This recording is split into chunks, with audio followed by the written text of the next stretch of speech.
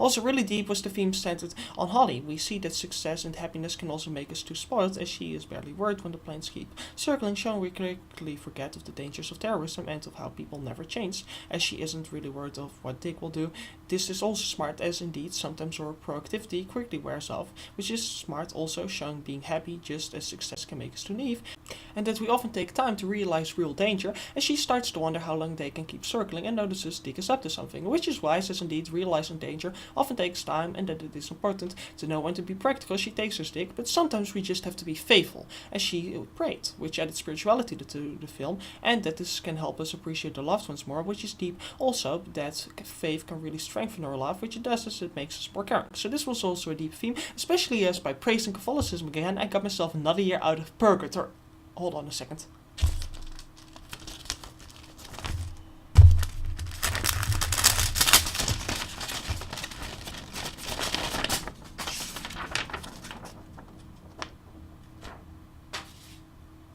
I just got a note saying I'm excommunicated, and it's unusually added that I will go to hell.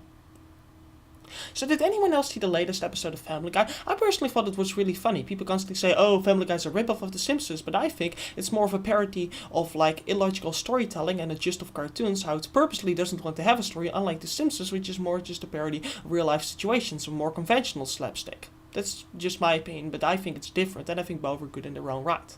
Also, there's a really smart theme on betrayal and abuse of trust, something I know all about. I've written books on it, made films about it, even our cartoon series. It was called Pokemon. We see that criminals often claim to stand for something like fighting communism, and that this gives them loyal followers, as Stuart wants to do everything to free the general.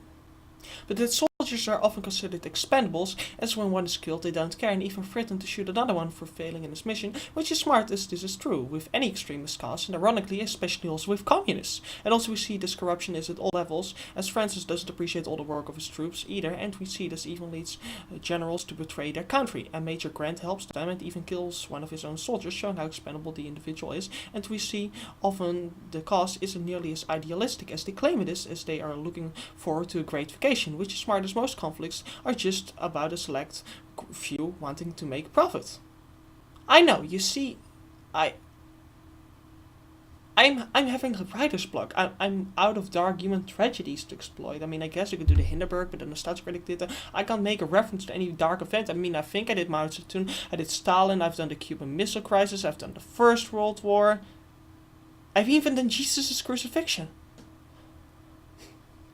Well, so this was deep theme also. So the film was really good thematically, although not great, and this helped shape it as a worthy sequel. The film, also like the first film, combines humor and action with drama, and it can get pretty dark with death and family endangerment, but it doesn't go as far as the first film. It is somewhat less dramatic. It doesn't really equal the stronger drama from The Empire Strikes Back. It, however, like the first film, is a great action film. It has many great action scenes with fights on baggage trains, with hand-to-hand struggles, shooting all over, with very focused camera shots, surprising movement and fluent editing, multiple shootouts with crashing through glass and whole construction sites tipped over, and a huge plane crash and a plane being shot apart and blown up by grenades, and also a snowmobile chase with machine guns and dramatic direction and fast editing. It, however, doesn't have as much action as the first film, and the action isn't as good, but the first film was exceptional in that department, and that would be a tough act to follow. It does, however, mostly recapture the suspense with surprise ambushes, John nearly being crushed, and the cat and the mouse game in the baggage train, and the airport can be really huge and epic, but there are also many claustrophobic collected spaces also,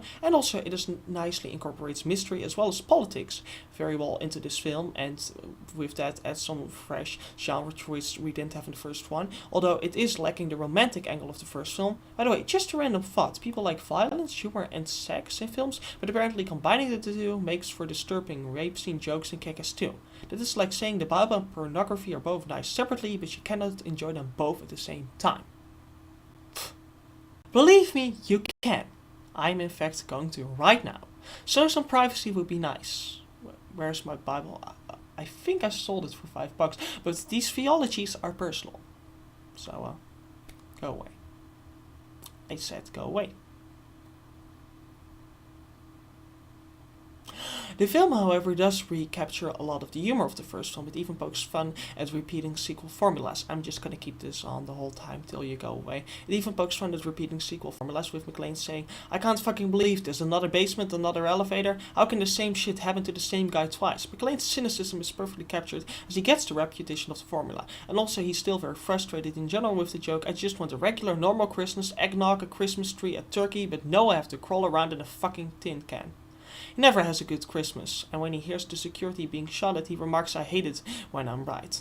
Also, it is great that he loses his badge on the track and he's halted by the police, and he's self-assured, saying, "Nice guess, asshole, I'm the cop, that is the bad guy. Where's your ID?" And he realizes that he lost it, and he says it's on its way to Cleveland. He's still smart as when being arrested.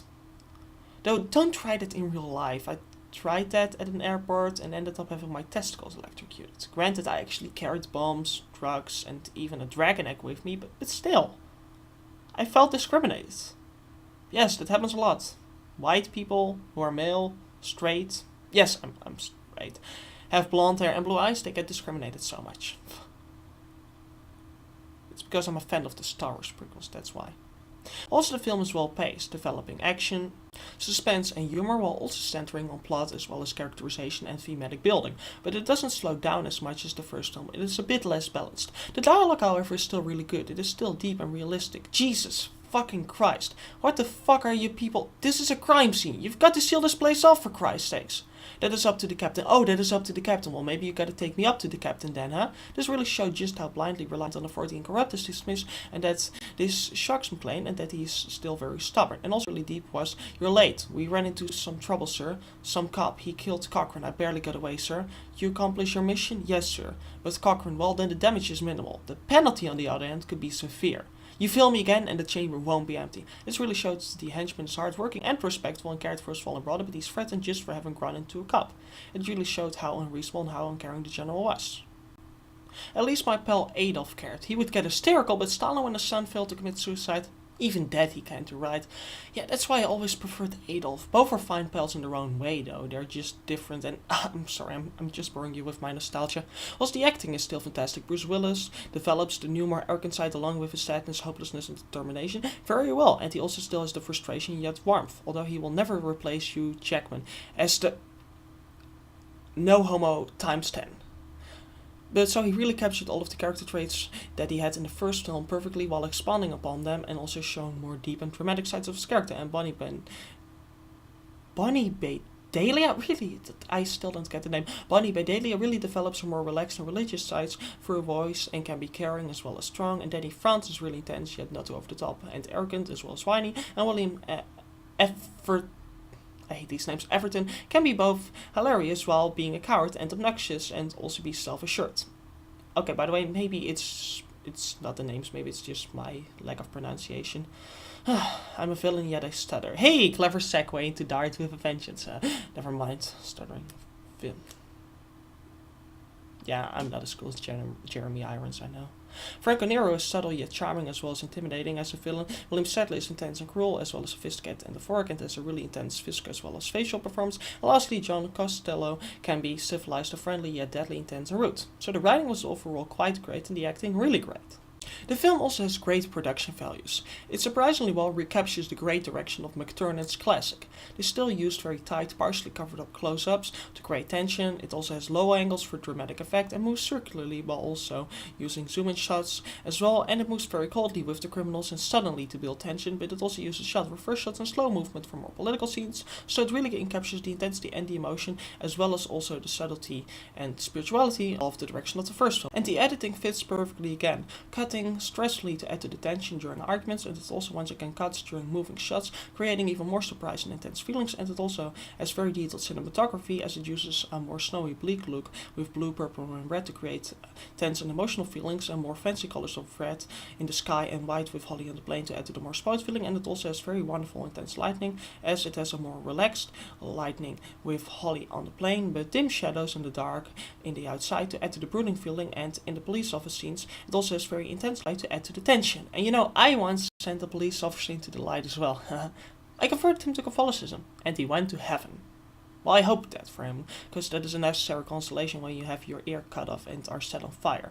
Remember the Tarantino film, Pulp Fiction? Oh, and they sodomized him, like in that other film, Jackie Brown.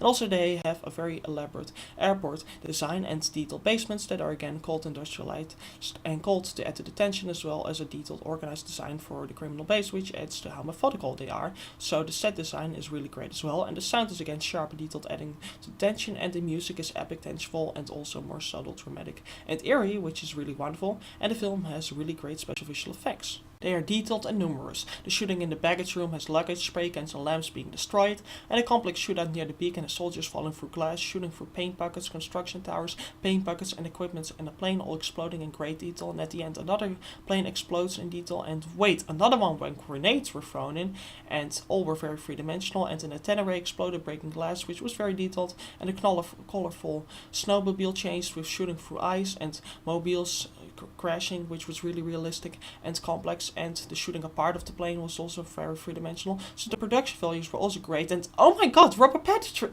was in this, the guy who played the T-1000, and I have nothing of that.